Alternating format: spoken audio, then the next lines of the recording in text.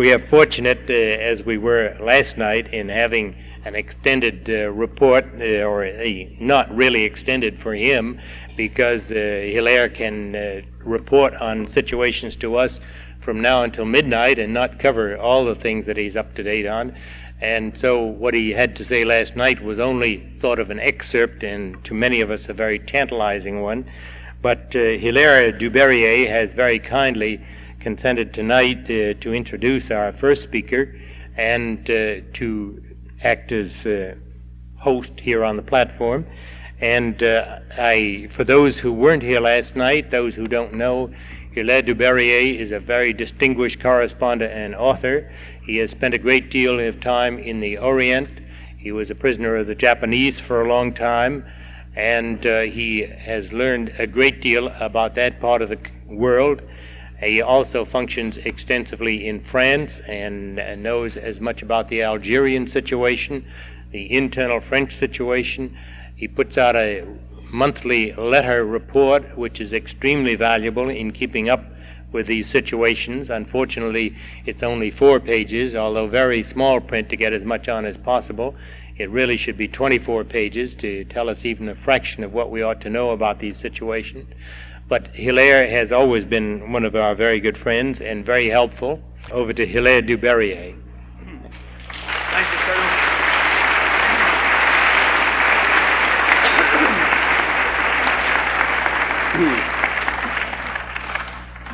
Thank you, ladies and gentlemen. I'm happy to be up here before you again this evening to introduce our friend Dr. Joseph Harrison Jackson. And I wonder if you people realize, as I do, what a courageous thing this man is doing in standing up to be counted.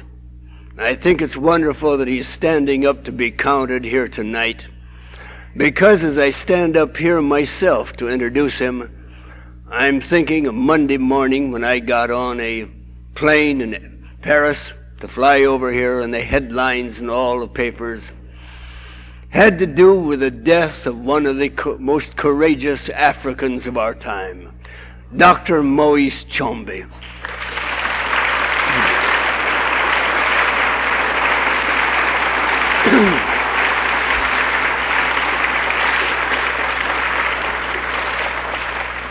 There was a man who stood up to be counted, and he insisted on doing what he thought was right. I wish that I had with me the series of reports on his kidnapping that were published in the London Sunday Telegraph about 1.5 years ago. It'd be worth going back and republishing those in America today, because the details of that great man's death, I believe, ladies and gentlemen, are never going to be known to either you or me. There is not a doubt but what certain agencies of our government had a hand in his kidnapping. A Colonel Devlin of CIA down the Congo was said to have had a hand in it. Various Americans in Paris were said to have had a hand in kidnapping this man. Through the cooperation, I should say the collaboration of a French gangster. And do you know what the explanation for this was that we were given in Europe? That we were told that the United States had invested $1 billion in Mr. Mobutu of the Congo, and consequently we could not stand to see anything happen to him or any opposition rise that could give him trouble. And you know, just as ruthless things are going on in America today, and as I watch these, why, I am sure that my fellow Americans do not realize the risks that a good Afro-American is taking when he stands up to tell you his story, stands up to be counted and to place himself on our side in this fight that is global. So I think it's extremely fitting tonight that when we listen to Dr. Jackson, we can consider this an evening dedicated to the memory of that other great man, Moise Tshombe, who may have died on Sunday night, as we were told he did, or who may have been poisoned months ago. And let us bear this in mind as we think tonight, as we listen to this man tell you his message as he stands up here before all of you and draws perhaps the spotlight, and not only the spotlight, but fire on himself in the future. I'm going to tell you something about Dr. Jackson. I have a short fact sheet here. Dr. Joseph Harrison Jackson was a native of Mississippi. He was a graduate of Creighton University. He holds an A.B. degree from the Jackson College and a Bachelor of Divinity degree from Colgate Rochester Divinity School.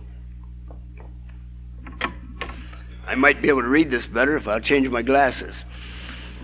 He has numerous honorary degrees from such notable schools as Bishop College, Jackson College, the College of Monrovia in Liberia out in West Africa.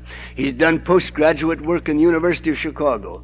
Dr. Jackson is a man of wide pastoral experience. He has served as a rural minister in Mississippi, as a pastor of Monumental Baptist Church in Philadelphia. He is past president of the National Baptist State Convention of Nebraska, past secretary of the Foreign Mission Board of the National Baptist Convention. He is president of the 6,300,000 member National Baptist Convention in the United States of America. And you know, a man who has 6,300,000 followers is a man that we should be happy to count on our side.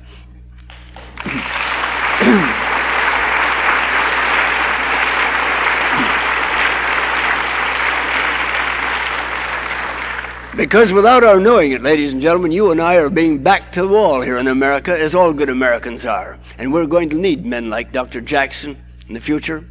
In 1961, he had a private audience with Pope John XXIII, and the Pope discussed some of the salient features of the Second Vatican Council with him, which he called in '62.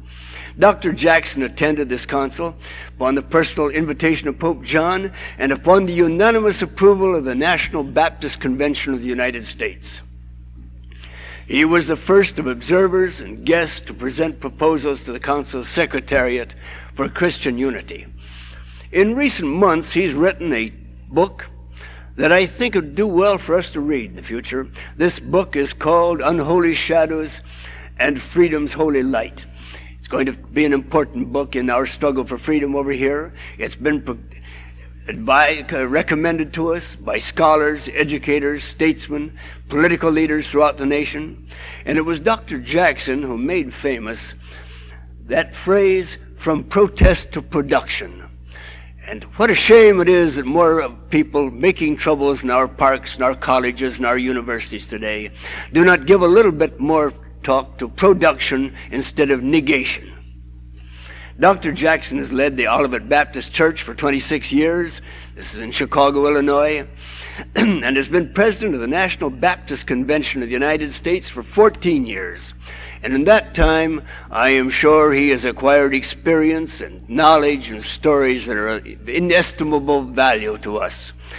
I don't know how long he's going to talk to us tonight, but I am certainly happy to introduce him to you tonight up here on this platform, and particularly in this evening, which I would say, let me repeat again, I hope that you in your hearts, just as I am, are considering this a night dedicated to the memory of Mr. Dr. Moise Chombe, whose death may have been brought about by agents of our country as much as anyone else.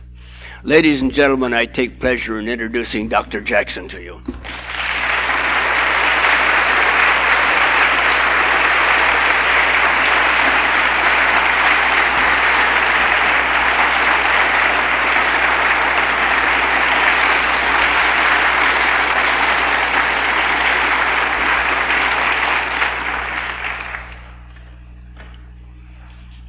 Thank you, Mr. Presiding Officer. Ladies and gentlemen, it was 193 years ago that 13 scattered colonies in these United States of America were disturbed, perplexed, and uneasy. They had come to these shores in quest of freedom freedom to worship God according to the dictates of their conscience, freedom to live as free men and free women. They had encountered perils, disasters, and problems, but they decided to take a definite stand to face the difficulties and to become independent of those forces that were unkind to them. 193 years ago, these scattered colonies became a young, independent, and struggling nation, but not without difficulty and peril. There is something about Boston and these sections and these historic monuments that remind us of that great struggle and the great achievements. This is holy ground. This is the camping place where the great patriot stood firmly with conviction. When I arrived in Boston this afternoon, I could not relax until I visited some of the historic spots. I heard again the historic voice of Paul Revere. I saw the lanterns, as it were, in the old North Church, flashing that warning, but more than flashing a warning, those lanterns prophesied that the darkness of servitude was giving away and a new dawn was breaking across the horizon. I stood this afternoon on Boston Commons, quietly, reverently, with bowed heads. And then I went to the monument erected by the Commonwealth of Massachusetts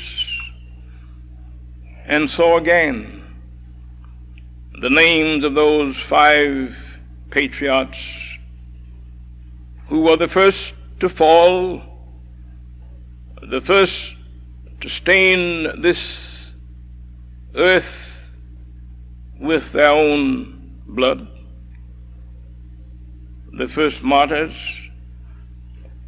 to American independence, the first to surrender what they were in order that this nation might be born. And at the head of that list, on that monument, is the name of Crispus Attucks, a fellow American,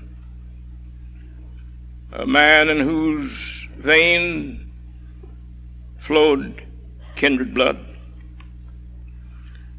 And as I stood there looking at those great pioneers, I said, it is impossible for me, impossible for my people to separate themselves from the struggles and the achievements of America.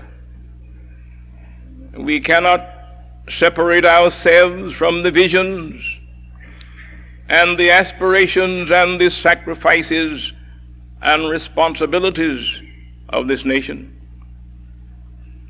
We are too closely knit. Its life is a part of our lives. Its future, our future. Its strength, our strength. Its God, our God. I say again, we stand on holy ground.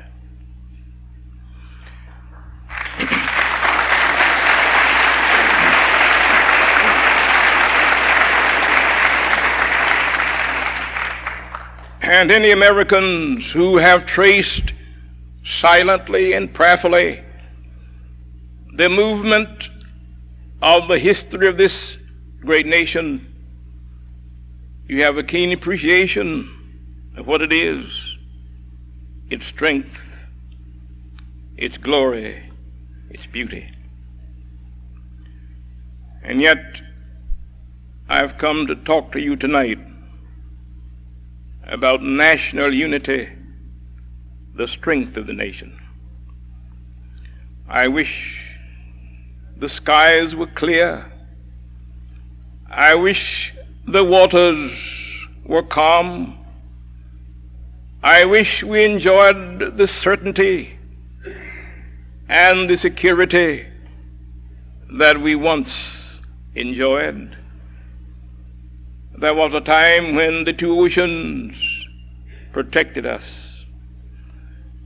There was a time that we lived in a kind of exclusion, barricaded by nature from invading armies. We needed not build any forts. We needed not to lift any guns and turn them towards our neighbors. Our borders were secure. With all of our wealth, with all of our political strength, with all of our military might, this nation today is more insecure in all of its history. Enemies around us, both home and abroad. We face one of the greatest military machines since the days of Napoleon, and they are determined that we will not last. We have within our borders divisions, fears, animosities, misunderstandings, prejudices, conflicts, a will to destroy, group against group. Individual citizens not too much concerned about the welfare of their nation. Today, some of the soldiers who once loved and revered and elected to suffer and die for the nation are now calling the nation in question. These are dangerous times. There were some people who said, "We know a way out. Break all the laws. Turn your back on the federal Constitution. Do what you feel like doing. Have nobody over you." There are those who have said, it is not by obedience to law, it's by disobedience to law that we can have our strength and our power and our security. Some have said, destroy the establishment. I heard a young man say the other day that the United States of America is a melting pot, and if the pot doesn't boil to suit us, we'll turn it over. He spoke in bitterness and anger. I was riding in the car the other day with a cab driver on the countryside in Tennessee, and he seemed the most careful. He saw a dead dog in the road. He slowed down and pulled around him, and then said to me, "I have great sympathy for animals. I wonder why did they hit that dog?" We drove further, and there were some birds in the road. He slowed down. He said, "I don't like to hit birds. I believe in life." A few more minutes he said, "You know, I tell you, I'm fed up with the United States. And sometimes I feel like taking my gun and shooting every damn one of them." A man can be careful about not running over a dead dog, and careful that his car doesn't hit a flying bird, and then has no passion or love for his own country. It seems strange to me, but we have people like that, lost and don't know where they're going, bitter, confused. I heard a story the other day of a man who was a drunkard, and his wife said if he didn't stop drinking, she would quit him. And he loved his wife, and he labored with the problem of drink and overcame it, and stayed at home for several years every night. When he thought he had mastered the problem, he took a walk and went through the old community, and almost all of the saloons were torn down. Then he went to a new community, and there were new saloons. He said, "Well, since nobody knows I'm here and my wife's home, I'll take me a little drink, not enough to hurt anything." He took the little drink, didn't know that a little drink calls for a big drink. He finished his second drink and found himself feeling a little funny. And then he went to the telephone and called his wife. He said, "Wife, I want to apologize, but I'm a little drunk, and I want you to come for me." She said, "Where are you?" He said, "I don't know." She said, "Well, fool, go out and look." He went out. He said, "I'm on the corner of walk and don't walk."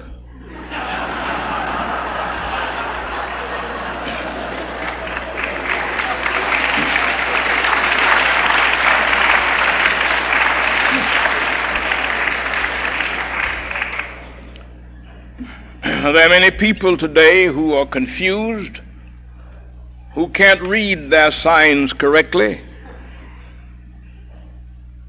They're on the corner, walk and don't walk. What is the big problem? Well, the Kerner report said to us that the trouble is in the ghettos of our cities. And if we will spend enough money, we can save the ghettos. Others have said it requires much money. Of course, all of us want better housing, better employment, and all of the good things of life. Yes, we must have them. But we've discovered that all the problem and all the difficulty is not in the so-called ghetto. For there are certain people who are not poor. They act like the students who are poor. The students of Harvard University are not from the slums.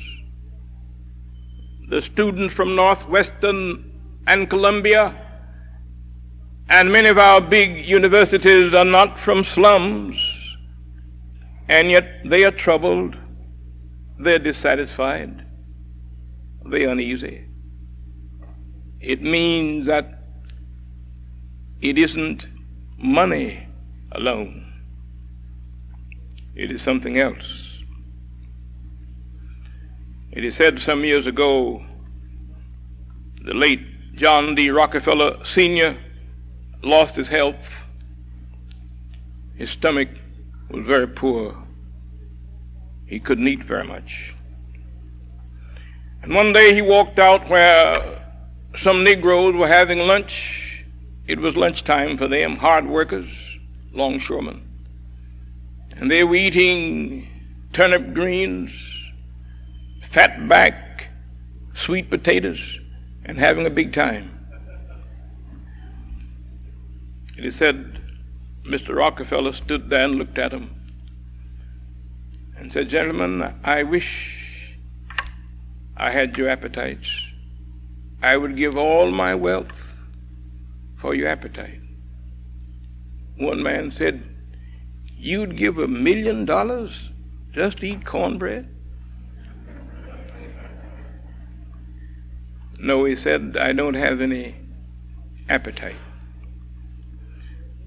Another one of these men, Negroes, more militant than the other, he said, "Now, mister, that's what you white folks do. You want everything for yourselves.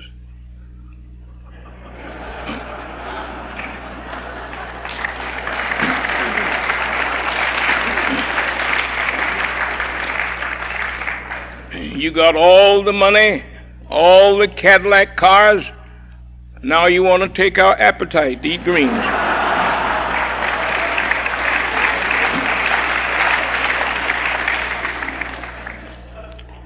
The confusion that we face in this nation today is not restricted to men of color, not to poor people alone. It's among the rich and the well-to-do, the powerful. It means then that you cannot spend enough money to buy patriotism. You cannot spend enough money to buy loyalty. You cannot spend enough money to buy character.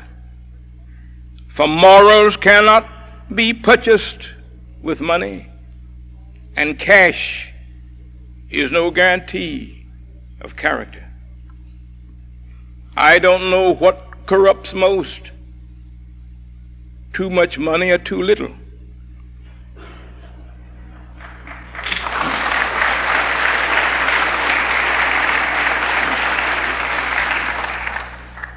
I do know in the days of the Depression, there were so many folks who didn't suffer with indigestion.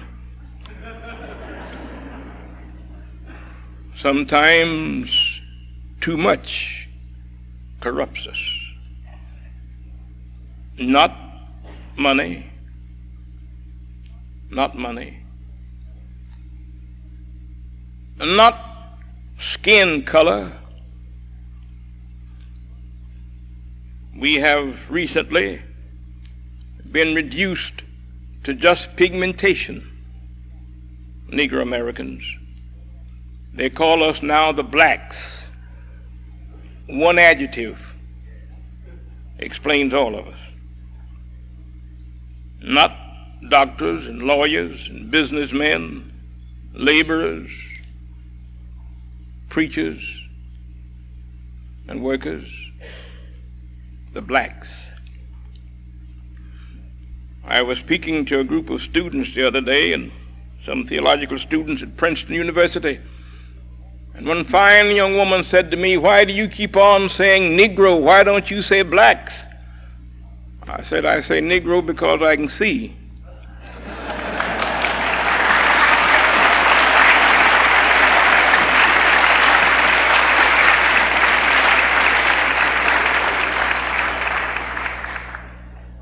That some of us are black, and some are brown skinned, and some mulatto. Now I'm black, but I don't want to take over the whole thing. Just an adjective. We are confused, and we're trying to put our finger on the problem. Sociologists have studied it. The federal government has sent out teams to find out what is wrong in the United States. And they talk about money and whatnot. Well, I want to tell you tonight what is wrong with America, basically. And it might be if I would tell this in Washington, I'd get an appointment.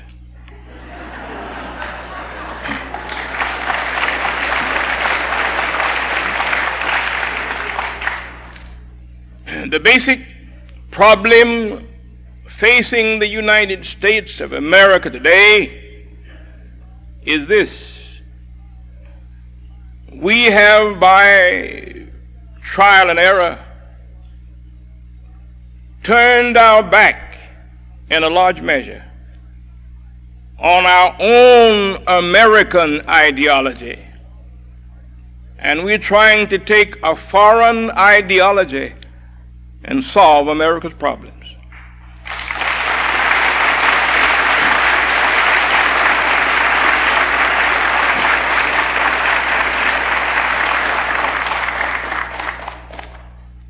There is a philosophy and there is an ideology which says all the progress in the past was done through class struggle,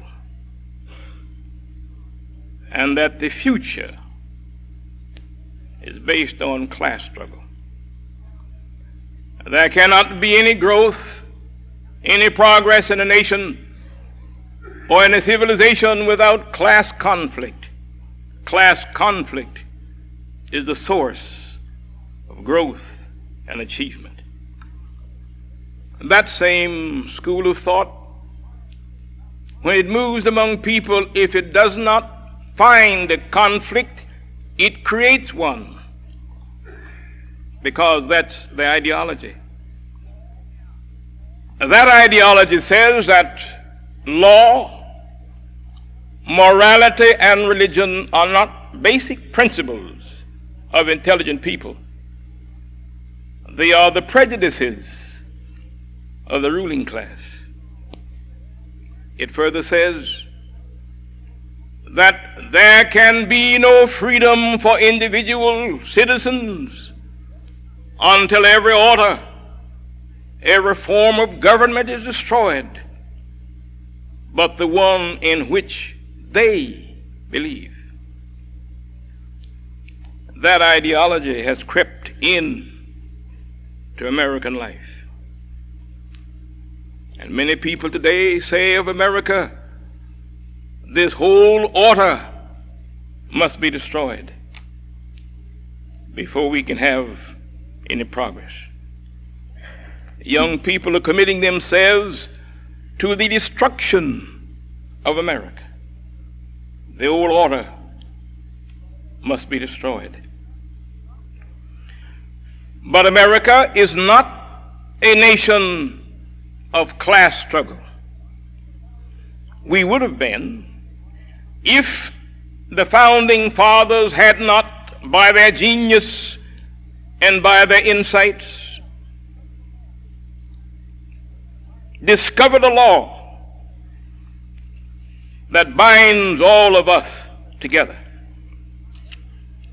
The federal Constitution brings together all races and nationalities, and our kinship one with the other is not due to the color of skin or the texture of hair, but it's due to the fact that we are one great family, one great nation in the light of the supreme law of this country, that is the federal Constitution.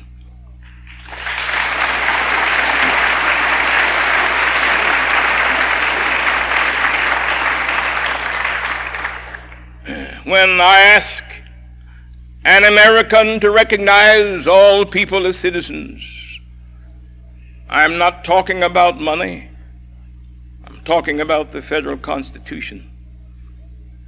When I ask people to respect the rights of others, I am not talking about wanting to go on a fishing party with him. I'm talking about the federal Constitution. You see, the federal Constitution was designed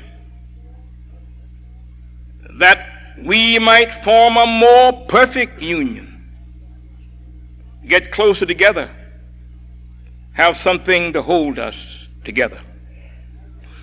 Now, with the federal Constitution as the link that binds us together, with the federal Constitution as the foundation of all we are, if anybody goes astray from this, they must run first of all in conflict with the federal Constitution. No class society, no royal blood, no power can transcend this supreme law of the land. If a monopoly gets too wild, the federal Constitution stops that monopoly. We in the Baptist Church believe very much in democracy, and we don't elect any president more than 12 months. We can't trust you more than 12 months.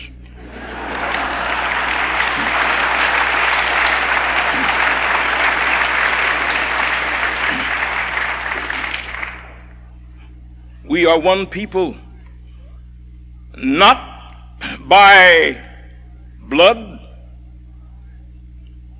not by the color of our skins, not by wealth, not by culture, but we are one by the directives and the dictations of the federal Constitution of the United States of America.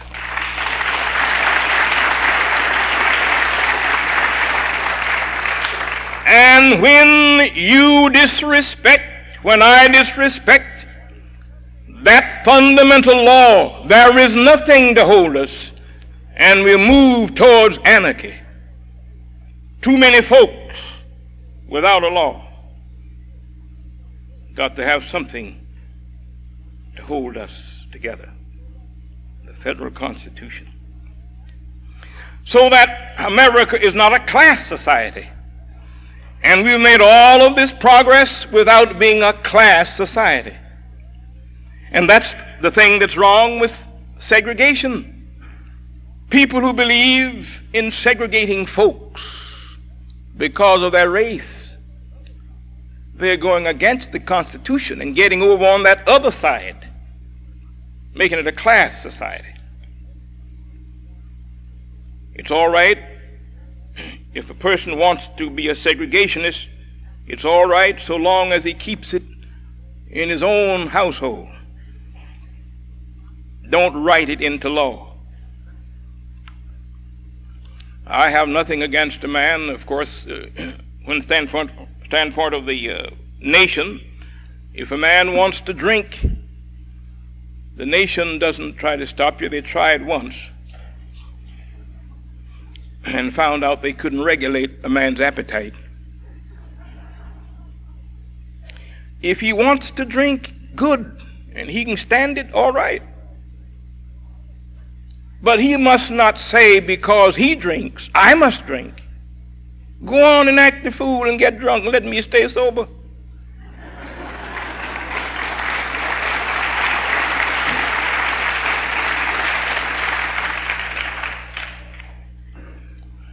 I'm a Baptist.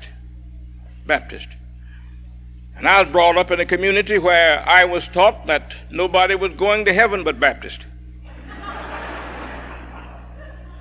They told me everybody else was going to hell. But I don't believe that now. I've had to deal with too many deacons.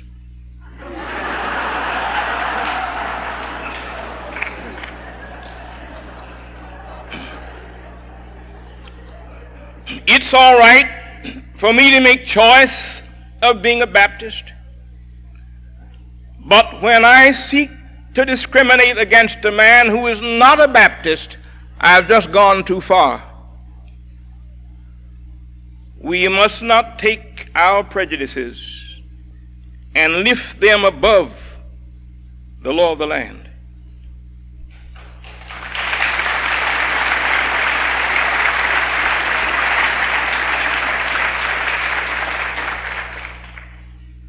Now somebody tries to make us believe that America came into existence because the bourgeois wanted to control the proletariat. That wasn't the reason. Maybe you got some bourgeois. But the law is not to blame. Their hearts is to blame. If a man's heart isn't right, he's not going to do right. To form a more perfect union, to establish justice, to ensure domestic tranquility, to provide for the common defense, to promote the general welfare, to secure the blessings of liberty to ourselves and to our children. That is the crux and the purpose and the great ideology of these United States of America.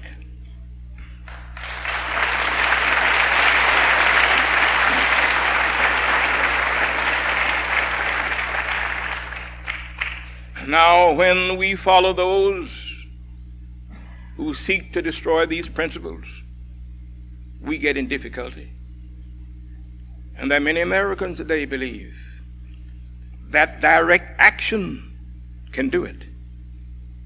But a free man is a man who knows how to play on the team. And you've got to have the right tools.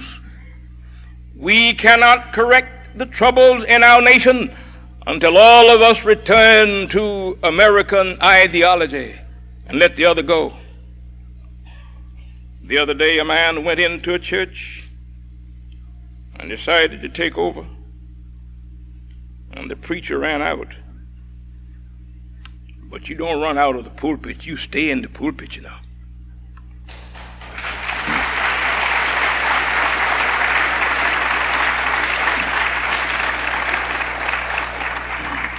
They call the document the Black Manifesto.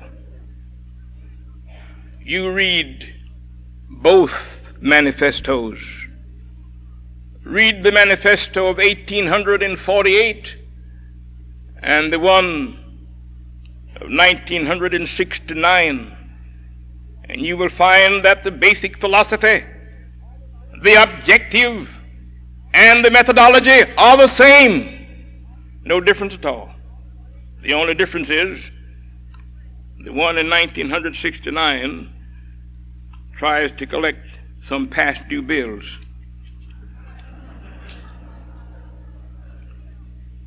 And somebody asked me the other day if I wanted any of the reparations. I said no, I wasn't entitled to them.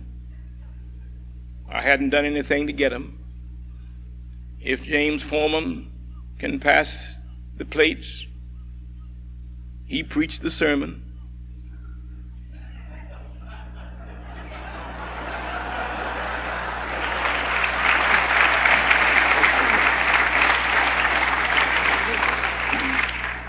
And if there's any money to be given, it ought to go to him. There are some of our white churches who have responded to this. And they say that they're not going to give it to Foreman, but they're going to give it for the black community. And I answered the National Council of Churches the other day when they wrote and said, we see some cause for responding.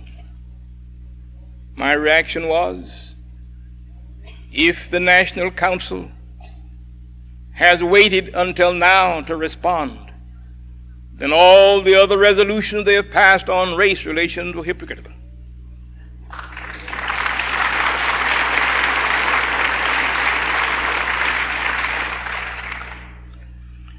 I'm not going to reflect on my forefathers. They lived and died. They suffered. They did not love what happened to them, but they were Christians, many of them. They knew how to forgive their enemies. And before they died, they asked God to forgive their masters and those who'd wronged them. I've heard my father, a Baptist preacher in the state of Mississippi, teach us you must forgive everybody. I've seen Papa in his old buggy ride through a lynching mob in Mississippi, smoking his old pipe. Of course, I didn't see how he could do it, but he smoked.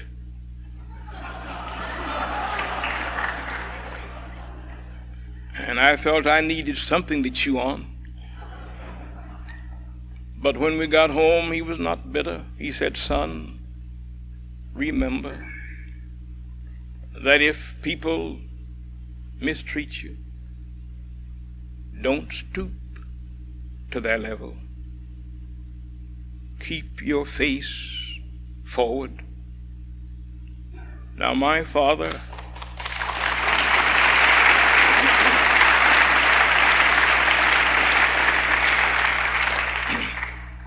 he was not a theologian. He was not a scholar. He was not a schoolman. But I have not read any theologian or heard any gifted scholar speak who could give me greater insights into the meaning of the Christian religion than that old Baptist preacher in the state of Mississippi. God has a way of breaking through, you know.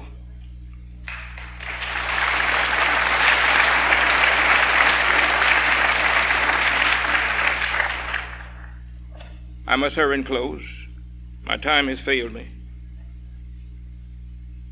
Why am I crusading for the unity of this nation? Why?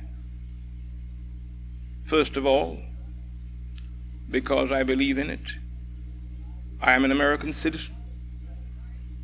And I do not believe that my people or any other group in the United States can get their rights unless this nation is saved.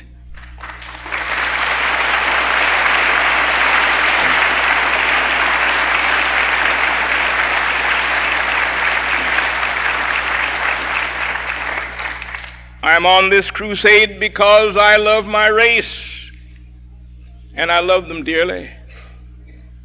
I do not wish the records to be closed until my testimony is in.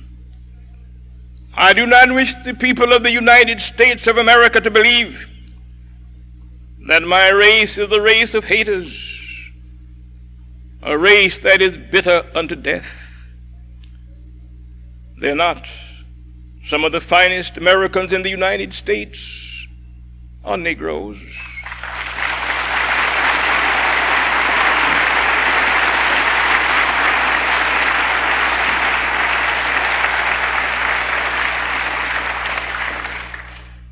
I went to them to testify for them.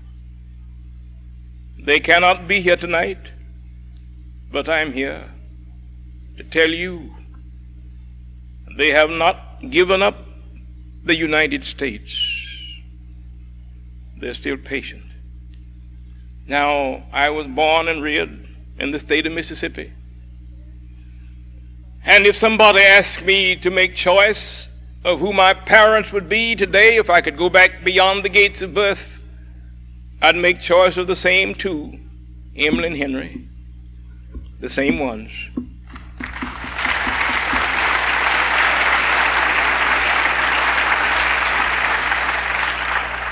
I'll have to admit, of course, that I get a little nervous, and if they ask me, where would I like to be born, I'd tell them to put off the day of birth and let me think a little while.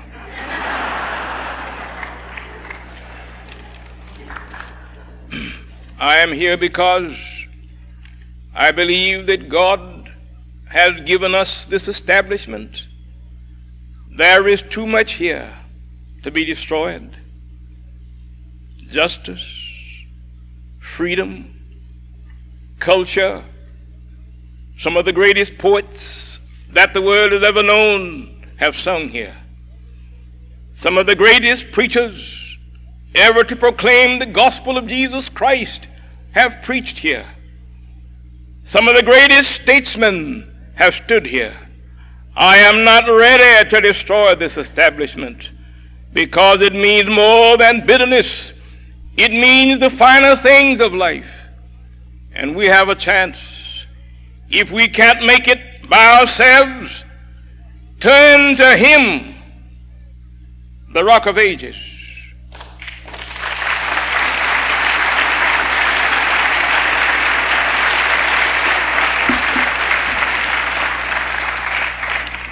He has the power and the strength to break the barriers down, to give light in darkness, to lift up the troubled heart, to give to a man the truth and the light. And if we stagger and falter, there is a power that will lift us again.